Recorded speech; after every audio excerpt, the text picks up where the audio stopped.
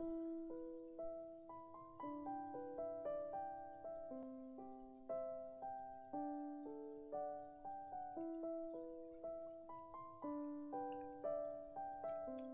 20 years old and I work part-time at a large ice skating facility consisting of 2 NHL-sized hockey rinks. This occurred just several days ago on Friday night. I was working with a kid I enjoy working with but generally don't, as he plays hockey and is almost always traveling. We'll call him Joe. This particular Friday night was very busy, as there was a large wreck and one of the high school teams on the interstate was an hour and a half late, so a game that would have been over at around 10 finally finished around 11:30. The obnoxious take high school hockey way too seriously parents finally cleared out, trampling all over our freshly swept and mopped floor.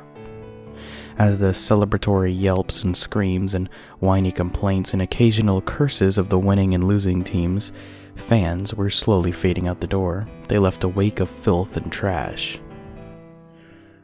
Trudging my sore feet through it, me and Joe went back to the closet and grabbed 2 brooms and a dustpan. A dustpan, possibly one of the only inanimate objects I have empathy for. For the mountain of shit, crushed chips, popcorn, and peanuts.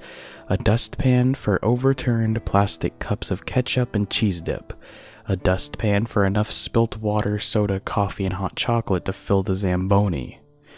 A dustpan for the thousands of tiny paper hockey stick-shaped confetti and millions of sparkling specks of glitter in the winning school's colors. Joe and I took a deep breath as if to inhale any spare motivation in the surrounding air. We marched in and got in the zone. We swept and swept and mopped and swept until finally the floor was clean and the bleachers were once again a shiny silver color. The only thing left to do was to head to the far corner of the now nearly pitch black ice rink. It's the corner where one of the team's locker rooms was located. It's the farthest corner of not only the rink but the whole 100,000 square foot facility. It is quite the trek at the end of a 9-hour shift. As it was the last item on our to-do list, Joe and I were given a boost of energy in anticipation of clocking out and going home for the night. Joe opened up a door to the ice and proceeded to casually slide around, dancing his way down to the far door nearest the locker room. I walked parallel to him, watching him just a few feet below me from behind the panels of scuffed plexiglass. In an attempt to play along with him, I pulled out my phone for a candid action shot of him dancing on ice, watching him while also watching my step along the illuminated only by the glow of the bright red and pale orange colors of the lights on the scoreboard. I thought to myself that this would be a great time to test out my nighttime setting on the camera of my new phone. I switched it on and stopped to hold my camera steady as I took a picture of him. I continued walking across the bleachers, unable to see him right away in the picture. I buried my face in my phone, slowly being able to make out his dark silhouette on the ice. Still looking at the picture, I rounded the corner as he opened the far door, joining me again. Laughing to myself while explaining my failed attempt to catch him dancing, I noticed something chilling. "Holy fuck," I said breathlessly as I double-tapped the picture to zoom in on it. "Huh?" Joe asked, almost uninterested. We swear like it's nothing after we close, like we are 2 bottles of soda that have been shaken for 8 hours and someone finally unscrewed the lid. It's no surprise he thought nothing of my vocabulary. "Holy fuck. What the fuck?" "What, dude?" he interrupted. My tone must have been enough to grab his curiosity. "Look." I showed him the photo. "What am I even looking at?" he asked. "Look," I repeated.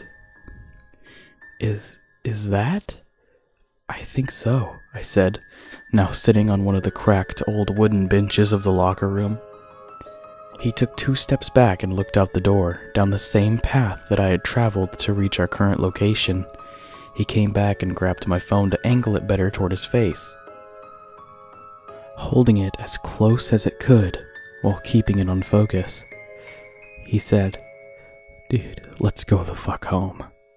Without even needing to agree, I got up.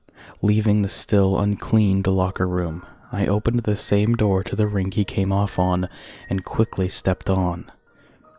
He was right behind me, confirmed by the echoing sound of the door smashing into place, followed by the metal-on-metal sound of the latch locking behind him. Basically walking as fast as we could on the fresh sheet of slippery ice, we crossed the rink. We both walked back up front with a small discussion of how creeped out we were, and one last look at the photo on my phone. We clocked out and went home. Between tonight and last Friday, I have been back to that same corner several times, day and night. I have seen nothing.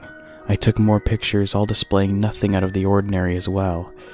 I hope giving you the layout of the picture helps you connect it to certain parts of the story. I am standing up on the bleachers and you can see the outline of Joe just to the right of the scoreboard's lights, reflection on the rink.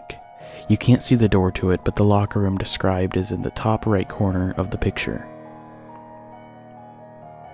To get there, he traveled diagonally from me to that corner on the ice, while I walked straight rounded the top left corner of the outside of the rink, then walking straight across the far wall to the locker.